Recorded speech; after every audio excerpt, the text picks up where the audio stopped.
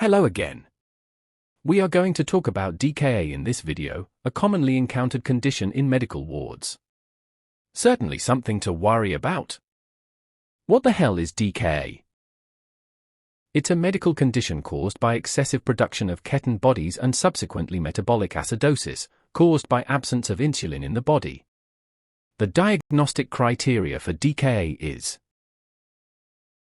patient should have a blood glucose level of 11.0 millimoles per liter or more, or patient is known diabetic.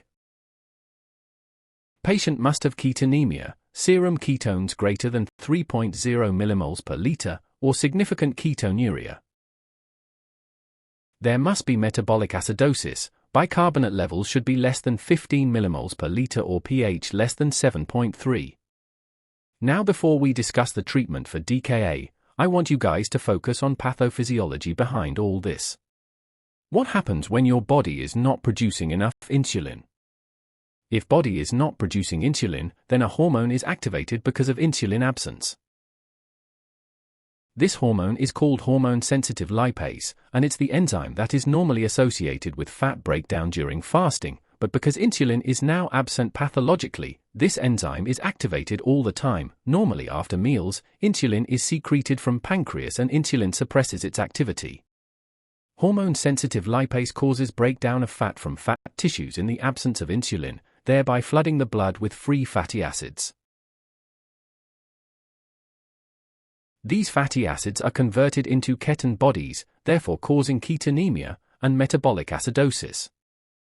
Now, the other concept in pathophysiology of DKA is hyperglycemia itself causes multiple problems. Of course, it's not specific to DKA, like hyperglycemia can happen in other conditions. High levels of glucose in plasma acts as osmotic diuretic and hence it depletes cells from water. Also, diuretic effect on kidney causes increased urination and therefore depleting the water from the body. Both intravascular compartment and intracellular compartment is deprived of water.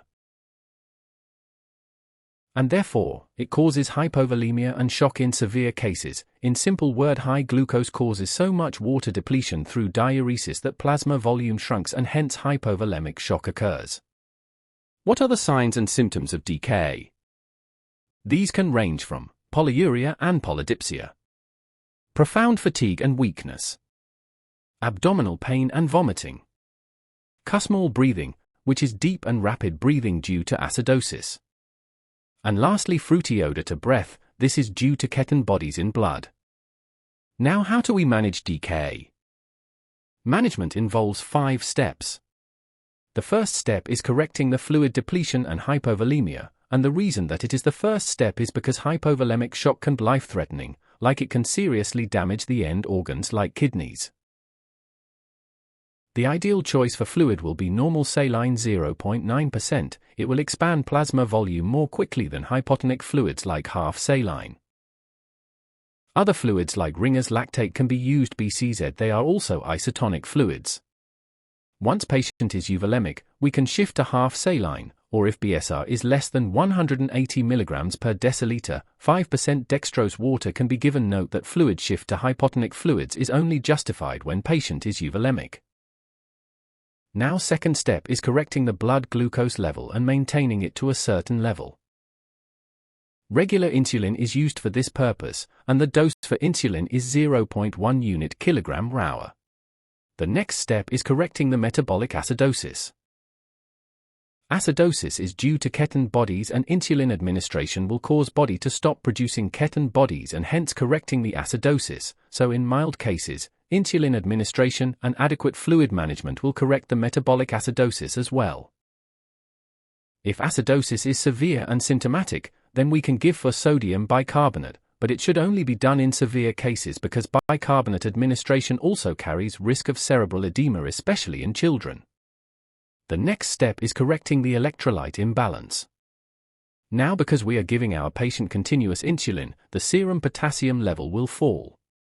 It's because insulin moves the potassium inside the cells. Low levels of serum potassium can be serious, therefore, potassium is replaced as long as the insulin infusion is continued.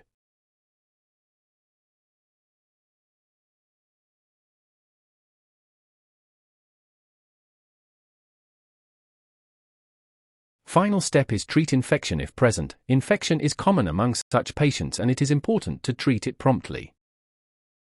That's all for today. Thanks for watching. If you like the video then please hit the like and subscribe button below.